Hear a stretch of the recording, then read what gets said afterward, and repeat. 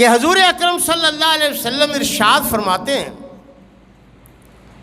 اپنی خانگی اور ازدواجی زندگی پر تبصرہ کرتے ہوئے کہ عائشہ تجھ سے باقاعدہ نکاح ہونے سے پہلے مجھے خواب آیا. خواب میں کیا دیکھتا ہوں کہ حضرت جبرائیل امین تشریف لاتے ہیں اور ریشم میں لپٹی ہوئی ایک تصویر مجھے دکھاتے ہیں اور فرماتے ہیں کہ یہ مستقبل میں آپ کے نکاح میں آنے والی یعنی آپ کی بیوی ہیں.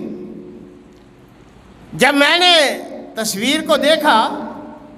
تو وہ آپ کی تصویر تھی،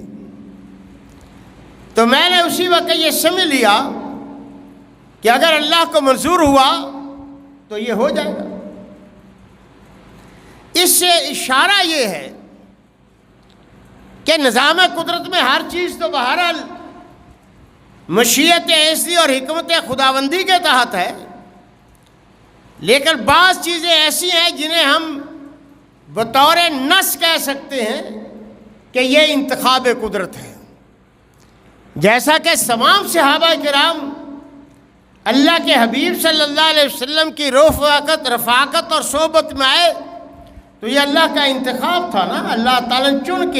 چن کے دل، ضمیر، دماغ،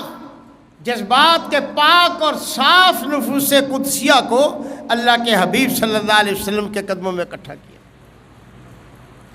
لیکن جب نبی علیہ السلام نے دعا کی کہ یا اللہ یا عمر بن خطاب کو مسلمان کر دے یا عمر بن حشاب کو مسلمان کر دے، تو آپ کی دعا کے نتیجے میں حضرت عمر رضی اللہ تعالیٰ عنہ مسلمان ہوئے، جس سے معلوم ہوتا ہے کہ یہ انتخاب قدرت تھا. نبی علیہ السلام نے تو دونوں میں سے ایک کو مانگا، لیکن اللہ تعالیٰ کو دونوں میں سے نبی علیہ السلام کی رفاقت اور صحبت کے لیے